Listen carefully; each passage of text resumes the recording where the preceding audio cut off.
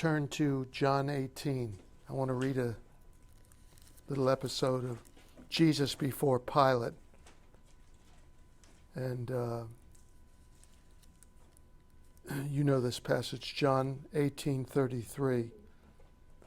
John 18:33. So Pilate entered his headquarters again and called Jesus and said to him, "Are you the king of the Jews?"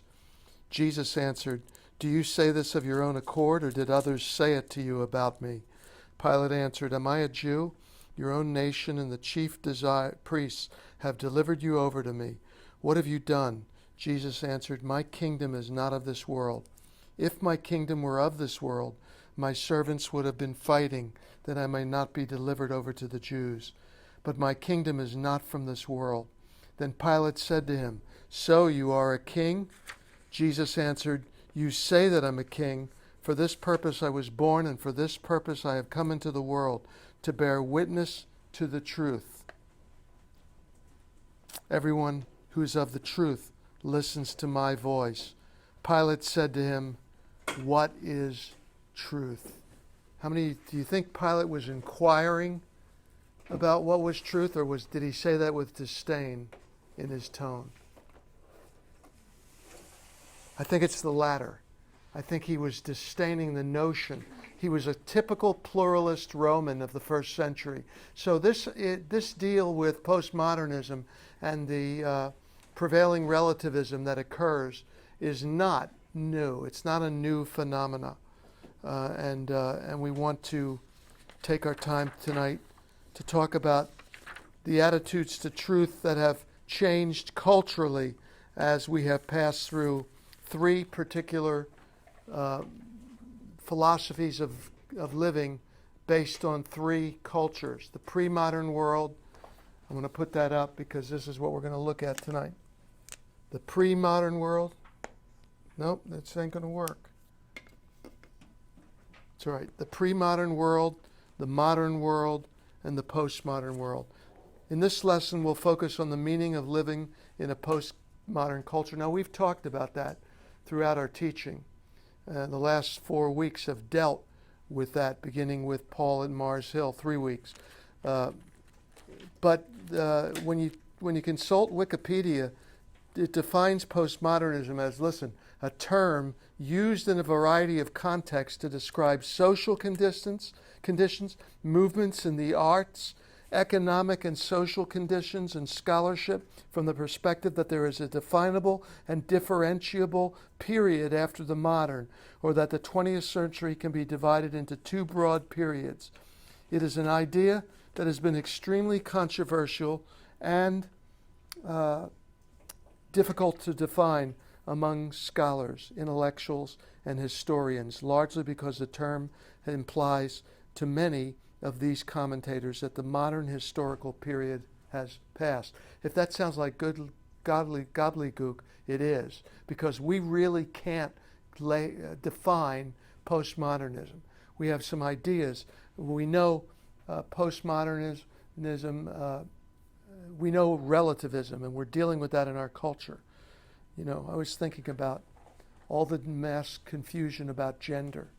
You know, no matter how confused I am about my identity, the most obvious thing about me is my gender. When that's up for grabs, I don't know anything about anything. And that's the truth, because we're seeing mass confusion about even our identity and gender. I may have told you I was teaching at a church in St. Louis in Master Builders, and the pastor's wife, I was staying with the pastor, his wife was worked at a major university in St. Louis. And she said every week their office gets a printout of identifiable gender types you now have to recognize. And I just put myself in that mindset. Imagine getting that piece of paper. So you have to, there's 17, I think it was 12 or 17. Let's do this interactively. The pre-modern world. Somebody give me a definition. Now, these are not cut and dry. These aren't dates like July 5th, 1898. We moved from the pre-modern to the... You can't do that with this. But this is very helpful in understanding where we're at as a culture.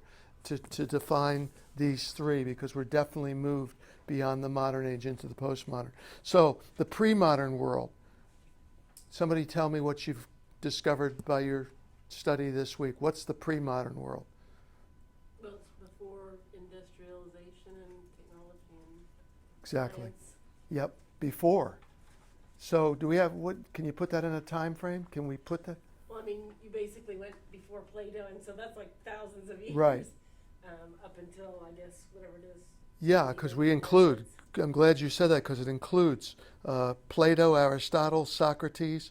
It's that period, along with religion, and religion was, and philosophy was, the mainstay of that era, the pre-modern era. And it was characterized largely by religion, superstition, philosophy, mythology, tribalism, and feudalism, with religion as its primary force. Now, the pre-modern also spawned the great philosophers such as Plato, Aristotle, Socrates. Important to understand that those philosophers, though they were not Christian and didn't directly, they predated Christ actually in their history, but they actually laid the groundwork for Greek and Roman civilization to occur. That was timed perfectly.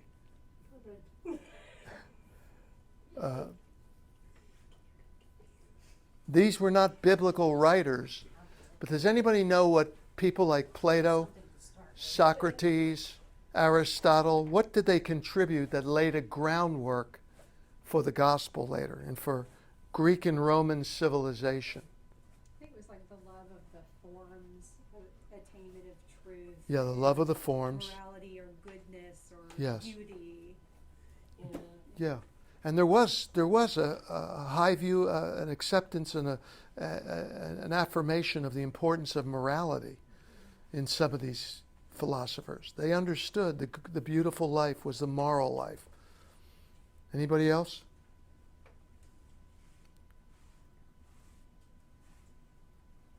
And though not biblical, the concepts they taught paved the way for biblical concepts to be more easily grasped in the Greek and Roman world. To me, it's kind of weird because I think they did love wisdom. Yeah, they did. That's the main Yeah. the main thrust of the philosophers, Greek philosophers, is wisdom exists outside of us and we must seek it. And I think that truth exists in it as well. Yeah. That's right.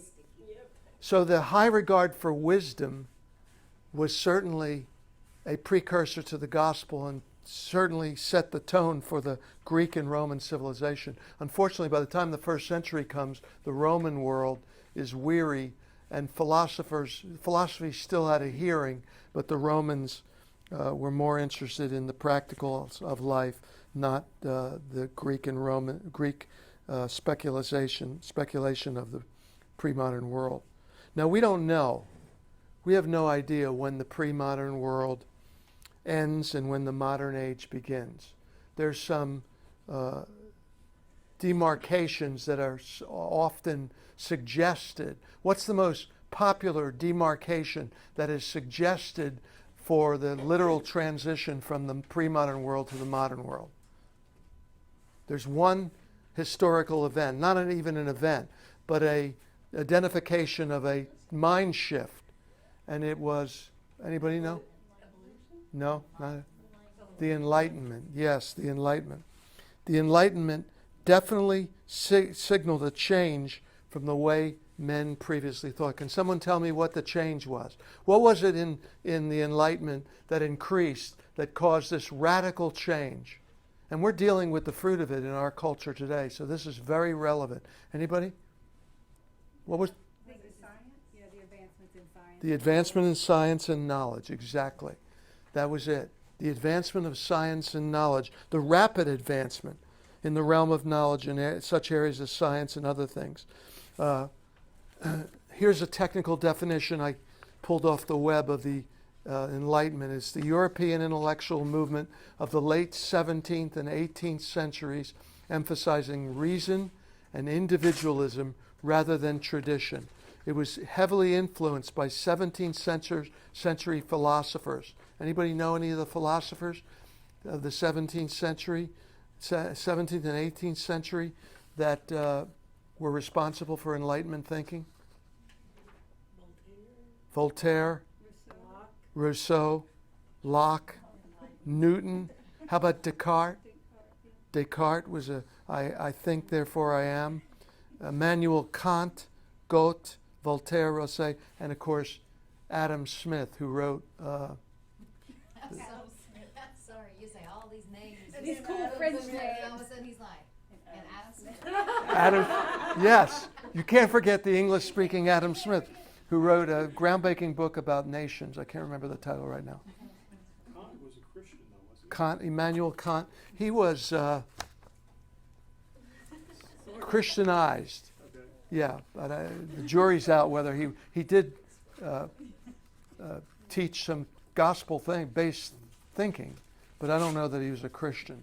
I don't know if Kant would acknowledge that. I think he was Christianized, but I don't know how committed he was to Jesus Christ. I could be wrong. You mean Christianized, you mean like later in history people went back and said, oh, these were Christian philosophies or beliefs that he purported? No, he had a relationship with the church in his day. Oh, okay. His description of salvation was, he called it a broad, ugly ditch, not salvation, but he said there's this broad, ugly ditch that separates God and man. And it's so big, it's so deep you can't tunnel under it. It's so long you can't jump it. It's so wide you can't go around it. There's no way to cross it at all. And so the only way is to take a step of faith. And when you take that step, you find yourself on the other side. That was the way he described the Yeah. process of salvation. And he was an amazing thinker. And also it says the Enlightenment included a range of ideas centered on the pursuit of happiness, sovereignty of reason, and the evidence of the senses as the primary sources of knowledge, and advanced ideals such as liberty, progress. Think about the American Declaration of Independence and our Constitution. Think of this definition of the Enlightenment. The idea that reason is the primary source of authority and legitimacy, and advocated such ideals as liberty, progress, tolerance, fraternity, constitutional government, and separation of church and state. Very much the essence of our constitutional government here.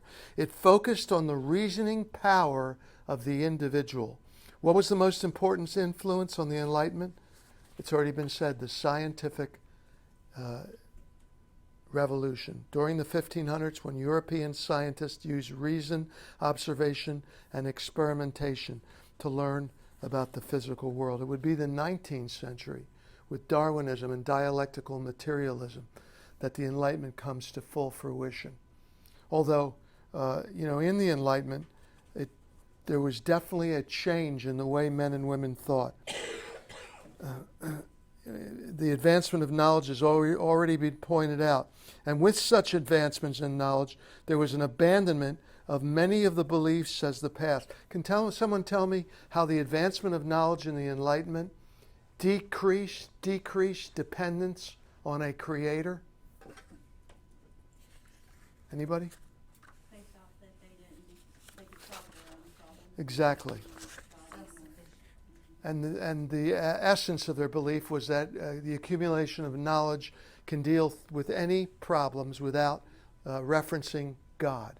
Now, the end result was that it greatly diminished any sense of need for a deity, but that's not entirely true. Not everybody who was affected by Enlightenment thinking automatically felt no need for God. Deism was really born in this era of the Enlightenment. Deism, which we've seen as, Charlie, what's deism? Remember? Okay. Emily? It's when you believe that God created it, but then he stepped back. Exactly. Yeah, he removed himself and wound it up and removed himself from it. And there's still a lot of deists. Not everyone in this period abandoned his or her belief in God. Some continue to speak of him, not as a present deity actively involved with his creation, but more like a distant uncle who, though still a part of the family, rarely visited it anymore. I love that description of deism. We've all got that uncle in our family, right, who doesn't visit that much, and we're fine with that. It might not be a bad thing, yes. But my uncle, Uncle Ike, my brothers, I got to tell you this story. He hated capital H, the gospel. And one time at a Seder I was leading, he got so mad I thought he was going to hit me. Well, when my mother passed away, we had Shiva for her, which Jews have a period of mourning at someone's house. And we were mourning my mom, and my uncle came in. He said, Neil, I got to talk to you right away, my brother's house. I said, I can't right now. He says, I can't wait. Come to Perry's office. And he looked at me, closed the door and looked at me and said, I've been watching you and your brother for 30 years. I want what you have. Oh, wow. And I got my brother, and we prayed and led my uncle, my Jewish uncle, to the Lord at my mother's Shiva. I had to tell you that. He was no longer the weird uncle. We began to let him visit frequently. But by the late 18th and 19th centuries, the emergence of the theory of evolution meant that science now provided an explanation of the origins which made even the existence of God unnecessary. So it's not surprising that deism led many to practical atheism. Now, there was definitely a different attitude towards the church and Christianity. See, prior to the Enlightenment, Christianity was considered to be as the embodiment of truth. It was. But with the profusion of knowledge in all these departments and the rapid advancement in knowledge, Christianity was no longer viewed as the relevant explanation of reality. So really, we talk about removing prayer from the schools in America. That's a moment in our history where that certainly indicated the direction we were going. But the Enlightenment had much to do with the American nation from the beginning. And so science began to challenge the accuracy of such biblical accounts as the Garden of Eden, the actual existence of Adam and Eve, the biblical topics such as creation, the flood, and the resurrection itself began to be challenged during the Enlightenment by clear Enlightenment thinkers who began to identify themselves as liberal when it comes to literal interpretation of Scripture. They were clearly in the corner of denying the accuracy, the literalness of Scripture when it comes to the things such as the miraculous. Enlightenment thinkers, most of them, did away in their minds with the miraculous. It was not possible. And men now viewed themselves as free from their former slavery to the Christian worldview.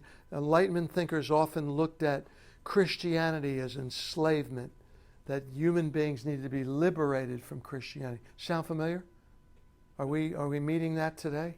But Sir. Don't you see that as part of a reaction against the abuse by the church? Sure, there was other reasons, but Enlightenment thinking was central. But it wasn't just the abuses of the church. That was true. But it was also a wholesale rejection of biblical truth based on Enlightenment thinking. So it was both. The church had a horrendous history during that period, true. Now, what replaced it? Because still, many recognized that if order was to be maintained, there had to be an external authority was necessary, because you can't do away with external authority. So, can someone tell me an example of an external authority that came about as a result of Enlightenment thinking and formed an actual governmental ideas that was, in fact, an external authority? Huh? Evil. An Evil. Marxism. Okay. I didn't know what you were saying. I thought you said e-belt. Evil. Evil. Marxism. Yeah. Sorry. In the late 19th century, Karl Marx developed his socialistic ideas around someone give me a good definition of socialism since it's making a recovery here in the United States. Well, communism is what always occurs when socialism takes hold. True. But it's socialism was what? No classes, everybody's the same. Yeah, that man's distinction class-wise has been perpetrated, is dependent on monetary social phenomena.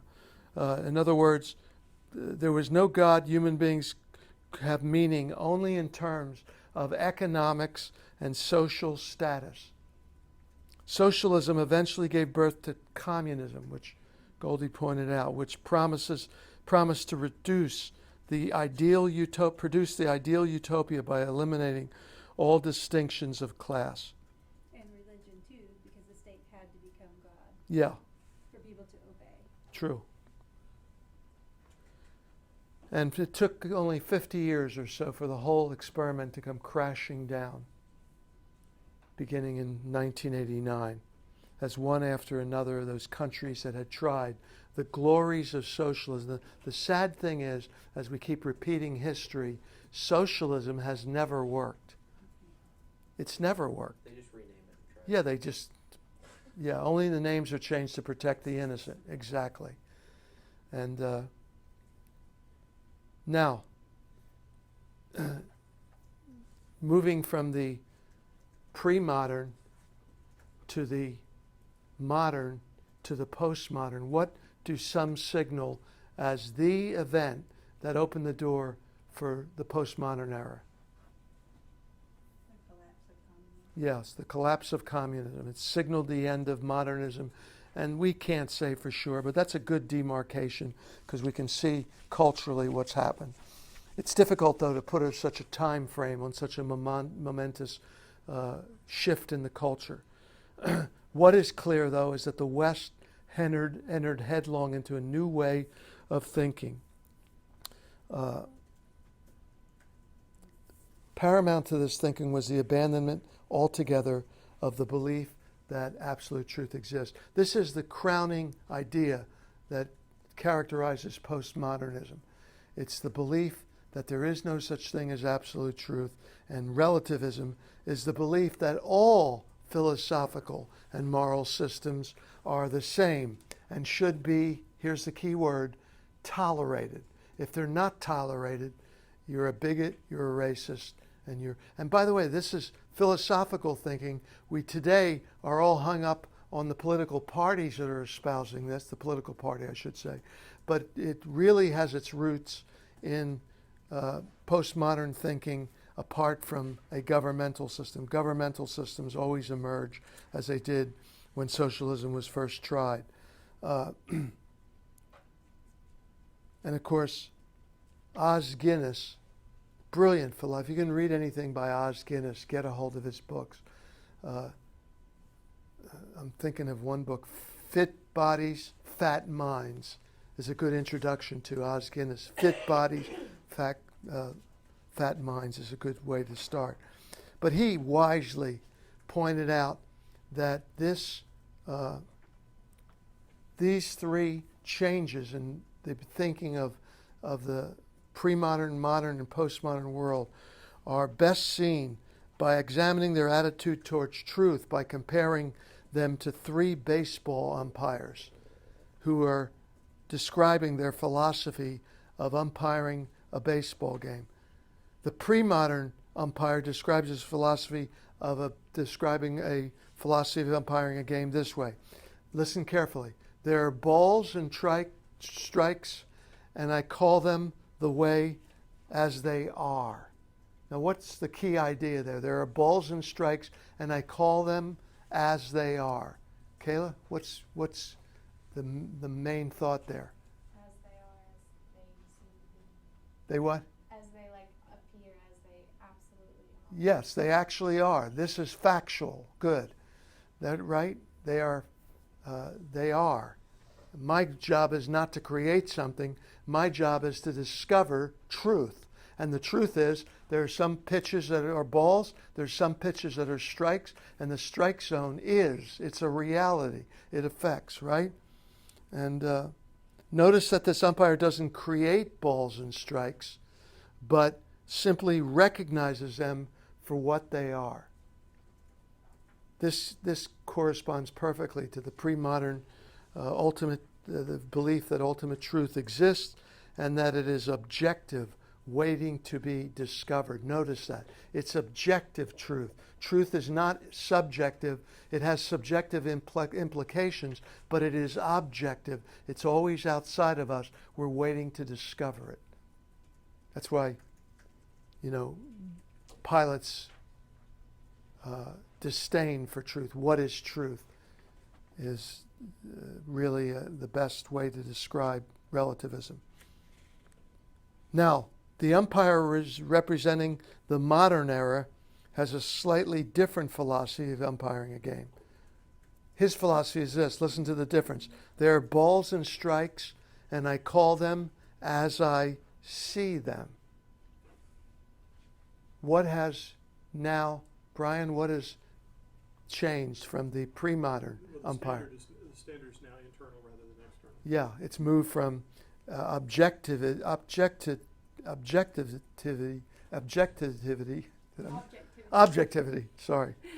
to subjectivity. And that's a momentous shift. And because this guy doesn't call them as they are, he calls them as he sees them. You see the subjective element being introduced into the situation. Whereas in the pre-modern age, the idea of absolute truth was accepted without question. In the modern age, adopted the view that truth was personal and subjective, essentially determined by how each writer, each individual saw it rather than how it really was. I heard an excellent sermon, the subjective captivity of the church, because this is affecting the church today. And if you can pull that up, that sermon by Dave Harvey, it's worth listening to. He posits the idea that he asked the question, when Martin Luther got saved, Luther decided to write a tract to condemn the Catholic Church, and he called it the Babylonian captivity of the church. It won him many friends. That's the way he likened the Roman Church. And Dave Harvey asked in the message, if Luther was alive today and looked at the modern Western Church, what would he title the tract? What would he title the tract? And he said it was the subjective captivity of the church. Because today we are viewing things from the lens of our own subjectivity, right? We're not objective anymore. We base truth on how it makes us feel. If it makes us feel good, we accept it as truth. If it doesn't, we don't. And that's the danger of it. Let's talk about the umpire representing the postmodern era. What's his philosophy of umpiring? Angie? Doesn't exist, Yeah. until he says so. Yep. It's there ain't nothing till I call them. There ain't nothing till I call them. Everybody see that? In other words, balls and strikes do not actually exist. What I call them makes them real. This is the postmodern view of much of language. They view language suspiciously as someone who's using anybody that's speaking about language carries truth with it is looking to control. They're not being honest. So if 2 + 2, if Johnny thinks 2 + 2 is 5, in a postmodern world, let him think that, because otherwise he'll be hurt. And we don't want to tell him he's wrong. This is happening. I don't want the guy that was trained that way to be my cashier who gives me my money back at a restaurant. I don't know about you guys, but I don't want that. So we are alive in a postmodern age of relativism, which is the result of denying that truth exists. And for postmodern, things are no longer inherently true unless individuals deem them to be. And gone is the notion that truth actually exists. In its place is the idea that each one creates their own reality.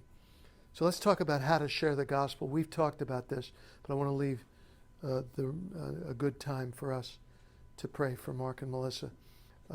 We're going to jump down on page 140.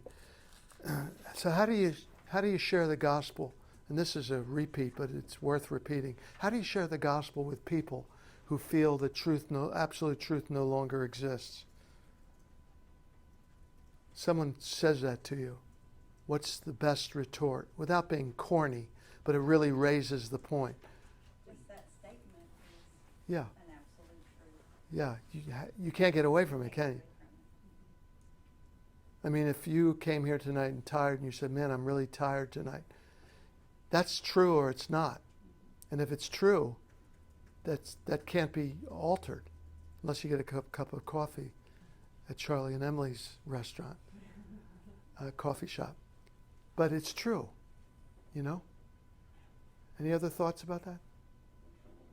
What about the fact that math is absolute? 2 + 2 is 4.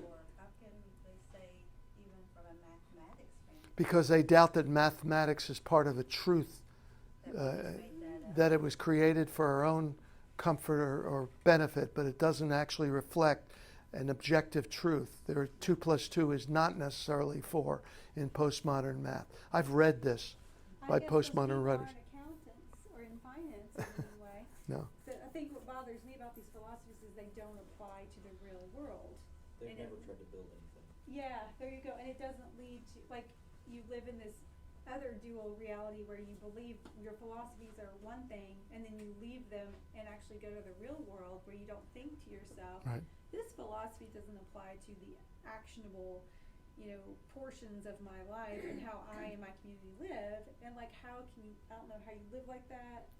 It must be very confusing. It's just to play devil's advocate. And you can do this with morality or math. I could say that we exist in a world where we can have agreed upon standards, but that doesn't mean that they're absolute standards. So I can agree that an inch is an inch and 2 + 2 = 4 so that I can function in this world that I'm with everybody else, but it's actually just an accepted standard, not an absolute truth. And you can do the same thing with morality. Yeah, because I wonder how many who wrote the paper and what gender types you have to recognize this week went home to a spouse that was the opposite gender. Undoubtedly. And then they celebrated the birth of the new baby with a gender announcement, with a gender reveal. Right. Does that not bother anybody? Like, Some people really? don't do that. There's a lot of things that bother me that I tend to, Yeah, it's like I'm wondering. Lord,